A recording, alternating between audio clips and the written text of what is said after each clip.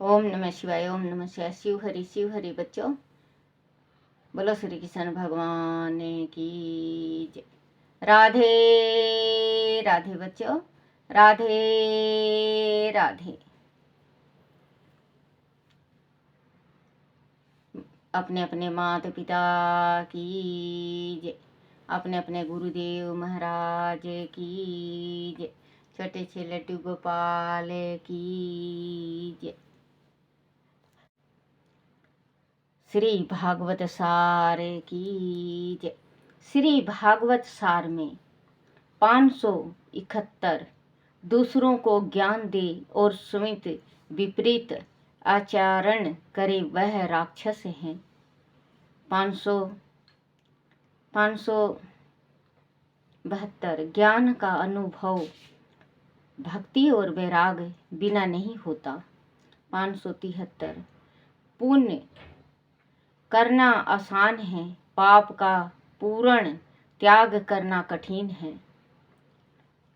474 व्यक्ति से पाप प्रकृति को रोकने वह पत्नी पति को परमात्मा की ओर प्रेरित करें।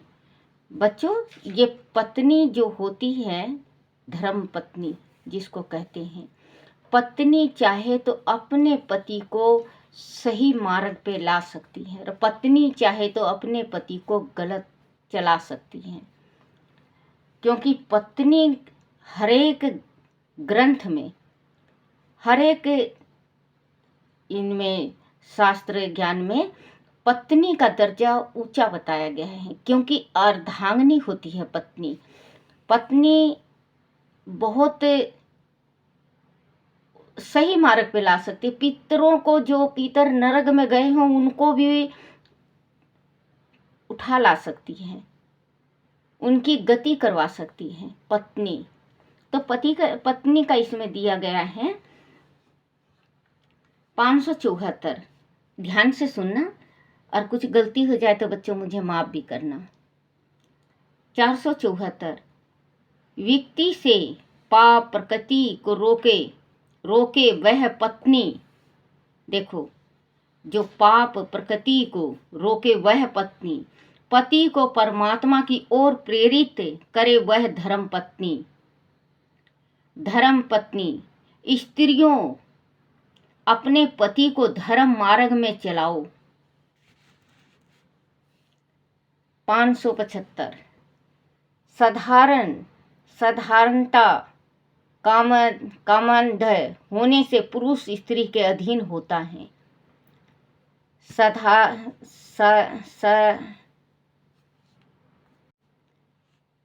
साधारणताएं कामधन होने से पुरुष स्त्री के अधीन होता है। अंत पत्नी चाहे तो पति को भागवत भक्ति में प्रवृत्ति कर सकती है। 576 योग के पीछे हेतु न हो तो योगी का पालन होता है। योग साधना से दूसरी शक्तियां आती हैं, उनसे ब्रह्मा की अनुमति नहीं होती। 577 भोग से तृप्त नहीं होते, त्याग से होती हैं, स्वयं विचार करके देखें।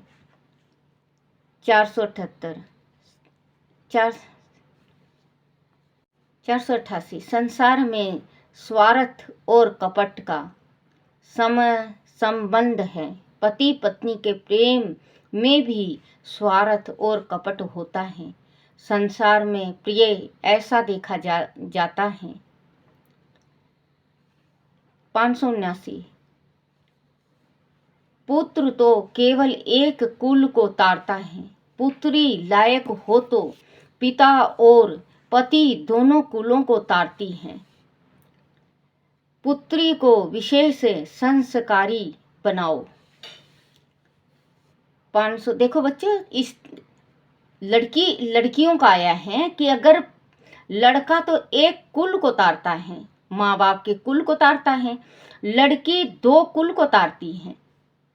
अगर लड़की लायक बर है तो, क्योंकि लड़की को सही और अच्छी ज्ञान देना चाहिए जो दूसरे के घर जाके बसा दे। आजकल के तो थोड़ी छोटे छोटे लड़ाइयाँ में अपने घर आ जाती हैं, ये गलत बात है। क्योंकि अपनी बेटी को शुरू से ज्ञान देना चाहिए। तो उस अपने घर में बड़े बुजुर्ग कहते थे पहले बच्चों, देखे बाप घर करे आप घर। क्योंकि बेटी जो बाप के घर देखती है वही अपना घर करती है।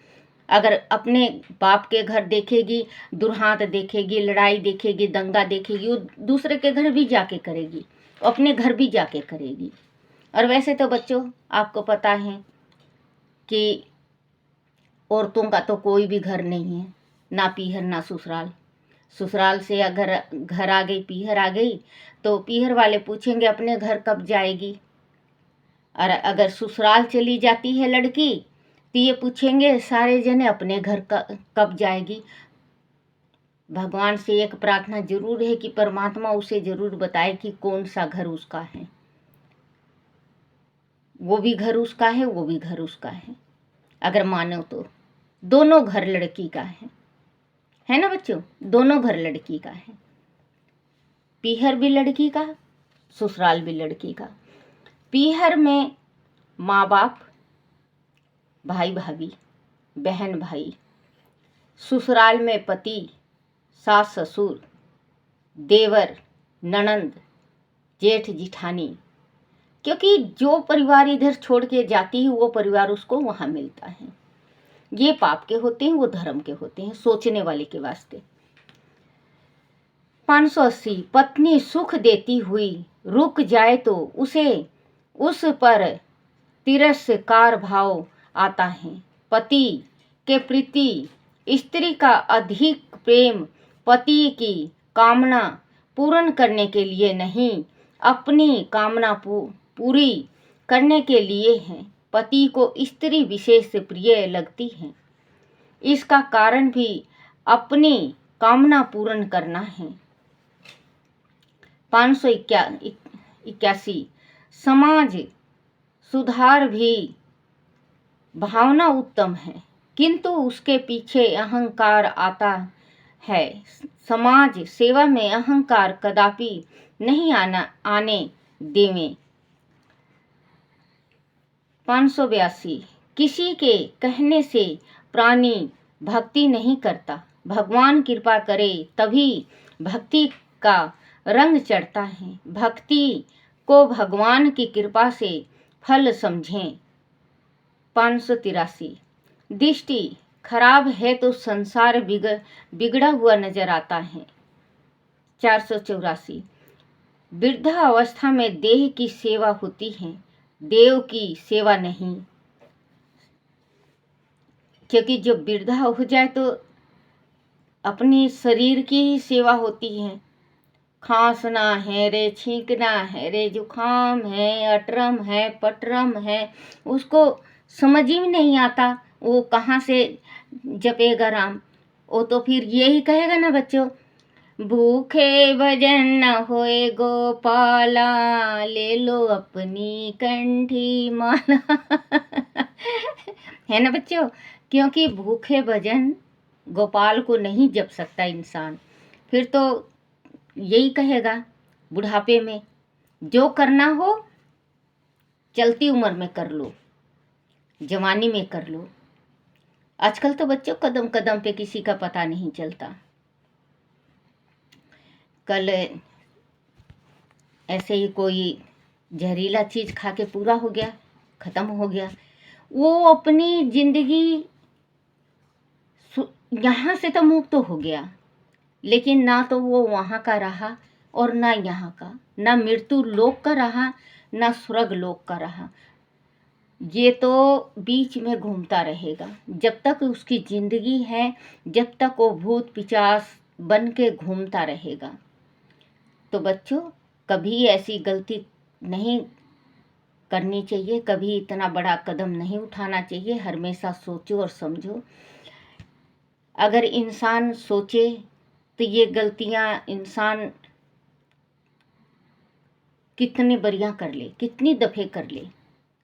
क्योंकि जब जिस स्त्री का पुरुष पूरा हो जाता है, उस स्त्री को कुछ दिखाई नहीं देता। वो भी मर सकती है, आत्महत्या कर सकती है, लेकिन वो अपने बच्चों की तरफ देखती है। बच्चों की तरफ देखती है कि अगर मैं कुछ कर ली तो मेरे बच्चे कहाँ जाएंगे। तो आजकल के इंसान नहीं सोचता, जो कल जहरीला चीज़ खा के पूरा हुआ है, उसके भी 2 लड़कियां जवान हैं, एक लड़का छोटा है, 2 लड़कियों के बाद हुआ था। अब आप ये सोचो कि उस माँ के ऊपर क्या बीतेगी, क्या बीत रही होगी। वो तो चला गया। देनदारी सभी को है बच्चों, देनदारी सभी को है, किसी को ज़्यादा किसी को कम।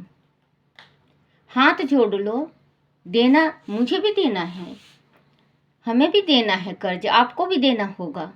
हाथ जोड़ लो।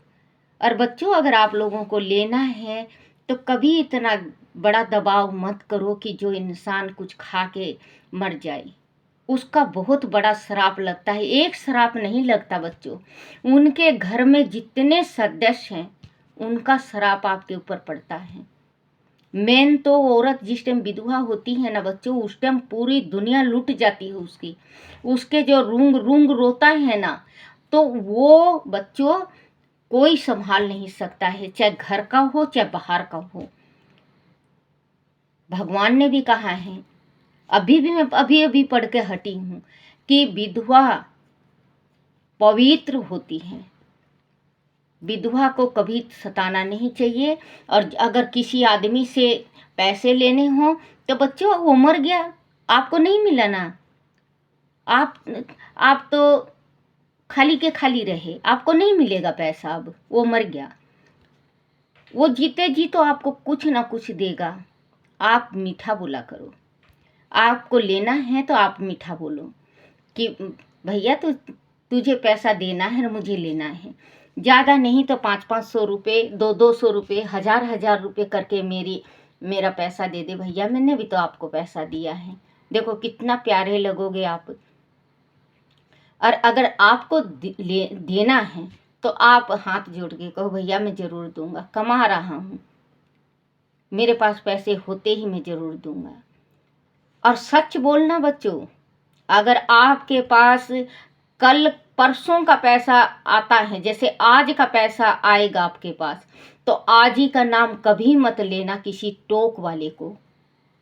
अगर टोक वाले को आपको 10 तारीख को पैसा मिल रहा है और आप 10 तारीख को अपने टोक वाले को कभी मत बुलाना, उससे लड़ाइयाँ बढ़ती हैं। अगर आपको 10 तारीख को मिल रहा है तो आप 15 तारीख का नाम लो, 5 दिन फालतू कि भैया मैं 15 तारीख को आपको पैसा दूंगा। 10 तारीख को मिल गया, अगर आप 11 को या 12 को भी दे के आओगे तो आप विश्वसनीय हो जाओगे उस बंदे के, कि देखो 15 तारीख का कह के गया था, 12 तारीख को पैसा दे गया। दिन, टेम, सेकेंड, घड़ी, वक्त ऐसी कभी बुरी हो जाती हैं कि इंसान आत्महत्या पे मजबूर हो जाता है। तो पहले ही इंसान को अपना रास्ता साफ रखना चाहिए और अपना व्यवहार बिल्कुल साफ रखना चाहिए। जिस टाइम इंसान इस धरती से जाए तो उसके पीछे कोई इतना ना रोए कि देखो आज हमें धरती में मिला गया। बच्चों, जिस टाइम हमारे शर्मा जी पूरे हुए थे, हमें पता है, जैसे हम अपनी ज़िंदगी काटे हैं, 4 साल हो गया। अब द्वादशी को, ये द्वादशी आ रहा है, आज 7म है, द्वादशी को हमारे शर्मा जी की बरसी है। तो बच्चे ये संसार है, आवा जावा बना हुआ है बच्चों, ये तो संसार है। अपने जितना भी इसको बढ़ाएंगे उतना ही बढ़ेगा। चाहे हम सारी रात भी अगर मैं कहने लगूं तो ख़त्म ही नहीं होगा। बोलो श्री कृष्ण भगवान की जय। 484 वृद्धावस्था में देह की सेवा होती है, देव की सेवा नहीं। 585 अनेक बार जन्म मरण का कष्ट भोगता हुआ प्राणी मनुष्य शरीर प्राप्त करता है। मनुष्य योनि द्वारा ही मोक्ष संभव है, अन्य योनियों के द्वारा नहीं।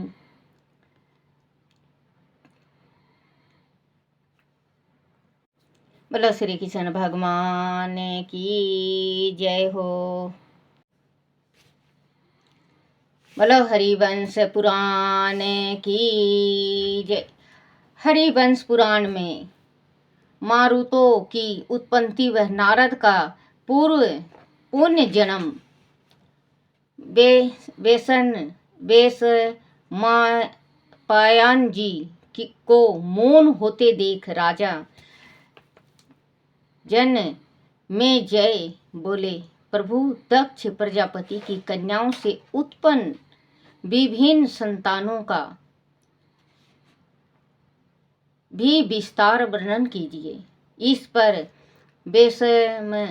पायन जी ने आगे कहा, हे राजन, पहले दक्ष प्रजापति ने देवता, गंधर्व, यक्ष, ऋषि, पशु, भूत, सर्प तथा पिशाच आदि की मानसिक सृष्टि की, किंतु उसको पर्यंत न देख फिर कन्याएं उत्पन्न कर मैथुनक सृष्टि को आरंभ किया। इसके लिए उन्होंने प्रजापति वीरण की पुत्री अशिकनी से विवाह किया। सर्वप्रथम अशिकनी ने दक्ष ने 800 पुत्रों को उत्पन्न किया। फिर उन्होंने सृष्टि को बढ़ाने के लिए संतानों उत्पत्ति का आदेश दिया। यह सब पुत्र हर्यश्वर कहे गए। नारद जी ने हर्यश्वरों से कहा कि जब तक वह लोग अपने वह भूमि के विषय में पूर्ण ज्ञान नहीं प्राप्त करते, तब तक वह भला कैसे सृष्टि कर सकते हैं, क्योंकि पूर्णता से ही पूर्णता उत्पन्न होती है। अपूर्ण व्यक्ति सुसृजन नहीं कर सकता है। भरत शिरोमणि नारद द्वारा ऐसे समझाए जाने पर हर्यश्वर आत्म ज्ञान तथा भूमि के परिणाम को जानने के लिए अलग अलग दिशाओं में चले गए। सृष्टि क्रम में संलग्न नहीं हुए। तब सृष्टि बढ़ाने के उपदेश से दक्ष ने 1000 पुत्र और उत्पन्न किए और उनको प्रजा वृद्धि का आदेश दिया। वह सब सबला स्व कहे गए, किंतु नारद जी ने उनको भी उपदेश देकर प्रजा उत्पत्ति के क्रम से हटा दिया। अंत सबलासर्व भी अपने भाइयों की भांति आत्मा ज्ञान की प्राप्ति में लग गए। इस प्रकार नारद द्वारा अपने पुत्र को प्रजा उत्पन्न के कार्य से हटाकर पूर्ण आत्मा ज्ञान प्राप्ति के मार्ग पर लगा दिया जाने पर दक्ष को बड़ा क्रोध आया। उन्होंने नारद को पुण्य गर्भ में वास करने का श्राप दे दिया, जिससे नारद नष्ट हो गए। आत्मा ज्ञान की प्राप्ति के लिए गए हुए हर्षवर तथा उनको ढूंढने गए सबलासे उसी प्रकार वापस नहीं लौटे, जिस प्रकार समुद्र में जाकर नदियां वापस नहीं लौटती। अर्थात आत्मा ज्ञान प्राप्त कर लेने के कारण वह ईश्वर में ही विलीन हो गए। तभी से भाई को ढूंढने के लिए गए भाई नष्ट हो जाते हैं। इस प्रकार की मान्यता प्रचलित हुई। इसमें बताया गया है बच्चों कि जो भाई को ढूंढने के वास्ते कहीं जाता है तो भाई लौट के नहीं आता। इसमें लिखा हुआ है, देखो, तभी से विलीन हो गए। तभी से भाई को ढूंढने के लिए गए भाई नष्ट हो जाते हैं। इस प्रकार की मान्यता प्रचलित हुई। बाद में नारद जी को कश्यप मुनि ने दक्ष की कन्या के गर्भ से पुनः उत्पन्न किया। इस प्रकार नारद जी के 2 जन्म प्रारंभ में ब्रह्मा के मानस पुत्र के रूप में, बाद में कश्यप जी के पुत्र के रूप में हुए। इस प्रकार दक्ष द्वारा नारद जी को, बच्चों आज तक आप लोगों ने यही सुना होगा, हमने भी सुना है कि ब्रह्मा जी के पुत्र नारद जी हैं, लेकिन यहाँ पे साफ लिखा हुआ है बच्चों कि ये देखो पढ़ के सुना रही है। 2 जन्म प्रारंभ में ब्रह्मा के मानस पुत्र के रूप में, बाद में कश्यप जी के पुत्र के रूप में हुए। इस प्रकार दक्ष द्वारा नारद जी को दिया पूर्ण गर्भवास का श्राप पूर्ण हुआ। अपने पुत्रों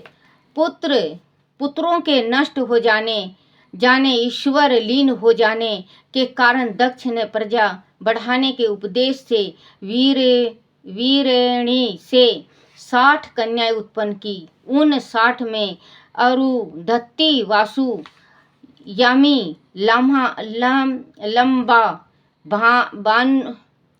भानु,